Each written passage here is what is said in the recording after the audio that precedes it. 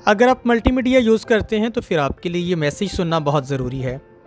और एक और बात, मैंने कुछ लोगों को देखा है कि वो जैसे ही मैसेज शुरू होता है, वो कुछ लोग इस मैसेज को, इस तरह के मैसेजेस को इग्नोर कर देते हैं, ये कह के कि ये पब्लिसिटी के लिए मैसेज है। तो मैं आप लोगों को बताता चलूँ, मुझे पब्लिसिटी की ज़रूरत नहीं है। मैं खुदा के एक खूबसूरत खादिम हूँ और ग्रेट कमीशन का टीचर हूँ। ऑलरेडी खुदावन ने मुझे सरफराज किया है। सो पब्लिसिटी के लिए ये मैसेज नहीं है। मल्टीमीडिया यूज़ करते हैं तो मैं फिर कहूँगा आपके लिए ये मैसेज को सुनना, आखिर तक सुनना बहुत ज़रूरी है, क्योंकि मल्टीमीडिया पे आप जाने अनजाने में एक दो बड़ी स्वे किस्म की गलतियाँ कर रहे हैं। अगर आप फेसबुक यूज़ करते हैं, व्हाट्सअप यूज़ करते हैं, ट्विटर यूज़ करते हैं, इंस्टाग्राम यूज़ करते हैं, आप जो है वो आजकल तो वो लाइकी और टिकटॉक टाइप कुछ और भी चीज़ें जो हैं वो सॉफ्टवेयर छोटे छोटे चल रहे हैं। अगर आप वो एप्लीकेशंस यूज़ करते हैं तो फिर आपको इस मैसेज को ध्यान से सुनना है। हाल ही में फेसबुक पे एक पोस्ट डाली गई और उस पोस्ट के अंदर एक वर्स लिखी थी। मैं ध्यान से कह रहा हूँ कि सुनिएगा, क्योंकि बाज़ औक़ात आप बग़ैर जांच पड़ताल किए, बग़ैर देखे, आप बस ये देखते हैं कि ये मेरे भाई ने, ये मेरे कज़न ने, ये मेरे दोस्त ने पोस्ट की है, और आप अच्छी तरीके से उसको पढ़ते भी नहीं हैं, उसको अच्छी तरीके से देखते भी नहीं हैं, और आप जल्दी से उस पे उसको लाइक कर देते हैं, उसको जो है आप उस पे फीडबैक दे देते हैं, आमीन, praise the Lord, hallelujah, something जो आपको बेहतर लगता है आप उस पे लिख देते हैं। लेकिन आप जो है उसको टेस्टिफाई नहीं करते कि ये अल्फाज किसके हैं, ये जो है वो कहाँ से ली गई है और इसका अर्थ क्या है, मतलब क्या है। आप बग़ैर जांच पड़ताल किए उसको जो है वो लाइक करते हैं, आप उस पे कमेंट्स करते हैं। तो मैंने कहा, हाल ही में एक वर्स जो है मेरी आंखों के सामने से गुज़री, और मत्ती की अंजील 4 चैप्टर में जब खुदावंद यीशु मसीह की आजमाइश हो रही थी, तो वहाँ पर इब्लीस उसे कहता है कि अगर तू मुझे झुक कर सिजदा करेगा तो मैं ये दुनिया की सारी शान व शौकत जो है वो मैं तुझे दे दूँगा। तो वहाँ पर ये वर्स डाली गई कि मैं ये दुनिया की सारी शान व शौकत जो है ये तुझे दे दूँगा, और बस इतना कुछ शॉर्टकट में लिखा हुआ था, और नीचे जो है वो सारे आमीन आमीन आमीन, प्रेज़ द लॉर्ड, हालेलुया, वो इस तरीके से टाइप करते जा रहे थे। अब वो इस बात को नहीं समझते कि ये अल्फाज किसी नबी, पैगंबर, रसूल यीशु मसीह के अल्फाज नहीं थे, ये अल्फाज इब्लीस की तरफ से बोले गए अल्फाज थे। इब्लीस ने कहा था कि ये मैं सब कुछ तुझे दे दूँगा। तो इसी बात पे जो है लोगों ने आमीन, प्रेज़ द लॉर्ड, हालेलुया कहना वो शुरू कर दिया। और यहाँ पर मैं एक ही बात कह सकता हूँ जो कि होसिया नबी की किताब में 4 चैप्टर में लिखी है कि अदम मार्फत की वजह से मेरे लोग हलाक हुए जाते हैं, इल्म की कमी, लैक ऑफ नॉलेज की वजह से। इस वजह से मुझे ये रिकॉर्डिंग करनी पड़ रही है, क्योंकि बाज़ औक़ात हम भी पोस्ट डालते हैं और आप लोग देखते हैं कि भाई बड़े खूबसूरत लग रहे हैं, या फिर टीम वर्क करते बड़े अच्छे लग रहे हैं, तो आप उस टीम वर्क को देखते हैं और बस प्रेज़ द लॉर्ड, हालेलुया लिख के टाइप कर देते हैं। हालांकि उसी पोस्ट के ऊपर एक खूबसूरत सी इबारत भी लिखी होती है, उस इबारत को पढ़ना आप लोग जो है वो गवारा नहीं करते।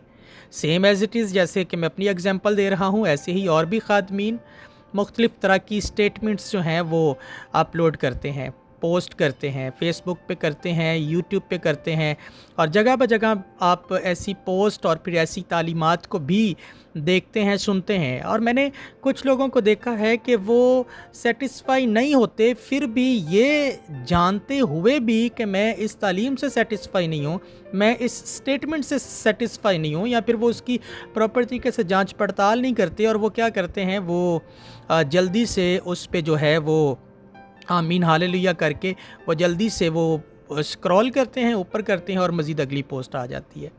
लेकिन आपके वो आमीन, हालेलुया लिखने से आप लोगों को शायद इल्म नहीं है। दूसरे लोग जिनको इल्म नहीं होता, वो आपके कमेंट्स देख के जो हैं वो क्या कहते हैं, दिलेर हो जाते हैं, और वो भी बगैर सोचे समझे आपके कमेंट्स को देख के, फीडबैक को देख के वो भी आमीन, हालेलुया, या फिर कुछ उसकी शान में अच्छे अल्फाज लिख देते हैं पोस्ट करने वाले की, जो वे उसकी ऑनर के लिए। तो प्लीज़ खुदारा मैं आप लोगों से कहूँगा, खुदावंद यीशु मसीह ने इस बात को साफ़ और वाज़े तौर पर जो है वो बाइबल के अंदर कलम बंद किया था कि हमें जो है वो हाँ की जगह हाँ और ना की जगह पर ना जो है वो कहनी है। इस बात को मैं चाहूँगा कि हम सब जो है वो अच्छे से सीख लें कि हमें हाँ की जगह पर हाँ और ना की जगह पर ना करना आना चाहिए, अगर हम हकीकी मसीही बनकर जो है वो ज़िंदगी बसर करना चाहते हैं या फिर कर रहे हैं।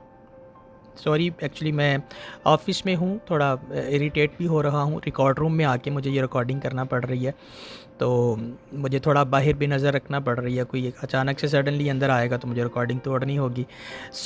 ये बात ज़रूरी थी, इसलिए अभी अभी मुझे ये बात इल्म में आई और मैंने इस बात को इग्नोर नहीं करना चाहा, बल्कि चाहा कि मैं आप लोगों के साथ ये बात डिस्कस करूँ। तो मैं अर्ज़ कर रहा था, मत्ती की अंजील 5वें बाब की 37वीं आयत में लिखा है कि बल्कि तुम्हारा कलाम जो है वो हाँ की जगह हाँ और नहीं की जगह पर नहीं होना चाहिए। इससे ज़्यादा जो है वो बदी है। और कुछ ऐसी ही स्टेटमेंट आपको पता है याकूब ने भी अपने ख़त में दी थी। याकूब का ख़त, उसका 4था बाब, उसकी 17वीं आयत, वहाँ पे वो कहता है कि जो कोई भलाई करना जानता है और नहीं करता वो गुनाह करता है, वो गुनाह करता है। और यही खुदावंद यीशु मसीह यहाँ पे कह रहे हैं, यानी कि हमें जांच पड़ताल करके जो है वो किसी भी पोस्ट को लाइक करना है, किसी भी पोस्ट पे कमेंट्स करने हैं।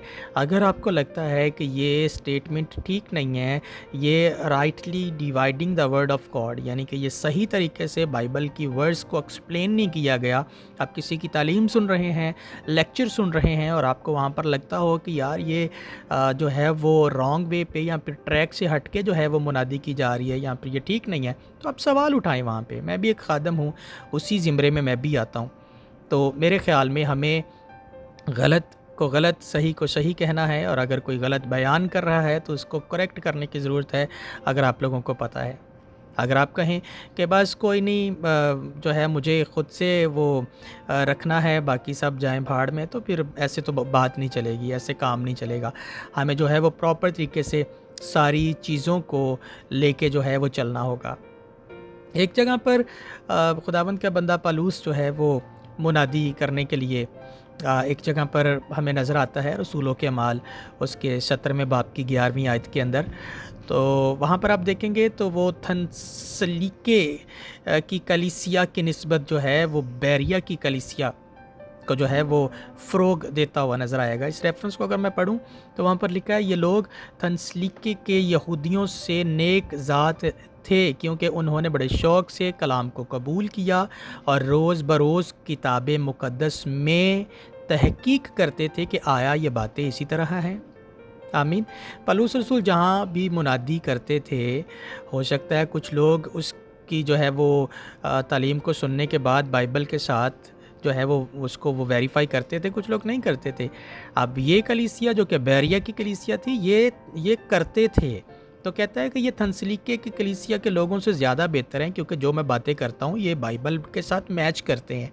तो ऐसे ही हमें भी चीज़ों को मैच करना है, बाइबल की रोशनी में देखना है क्या ये चीज़ें बिल्कुल ठीक हैं, दुरुस्त हैं, आया कि मुझे इसको मज़ीद आगे फॉरवर्ड करना है या नहीं करना। अच्छा, फॉरवर्ड से याद आया, कुछ लोग तो बग़ैर सोचे समझे, मेरे चाचे, मेरे मामे, मेरे वीर ने ते मेरी भैन ने मैनू ए भेजी है, तो बस मेरे ते फ़र्ज़ हो गया कि मैं आगे फॉरवर्ड करनी ही करनी है। वो ख़ुद से उसको वो वेरिफिकेशन नहीं करते कि यह बात ठीक है ठीक नहीं है, और वो धड़ाधड़ जो है वो आगे फॉरवर्ड करते जाते हैं। हमारे कुछ मसीही केसेस ऐसे बहुत से बिगड़े हैं जो कि अब स्टेटमेंट आ रही हैं कि अगर इस बात को उछाला ना जाता तो ये मामला बहुत जल्द जो है ये कवर हो सकता था। लेकिन जब हम किसी मामले को, अपने ही मामले को बहुत ज़्यादा उछाल देते हैं, उस वजह से भी हम जो है वो वबाल जान हमारे लिए वो अपने गले का फंदा बना लेते हैं कि हम उसको इतना फॉरवर्ड करते हैं, बग़ैर सोचे समझे फॉरवर्ड करते हैं। ऐसे फॉरवर्ड करते हैं जैसे कि ये नेकी है, तो नेकी है इसको फॉरवर्ड करना, सोचे समझे बग़ैर।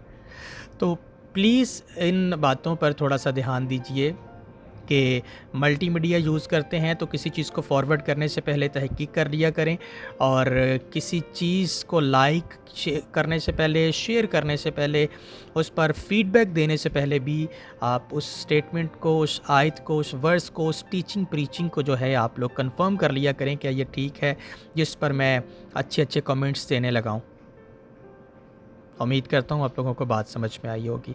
चलें, अगर बात समझ में आई है तो यकीनन ये बात दूसरों को भी, अगर आपको लगे कि ये दूसरों को भी हमें बतानी है, आप डायरेक्टली ख़ुद जाके उनको बता दीजिए।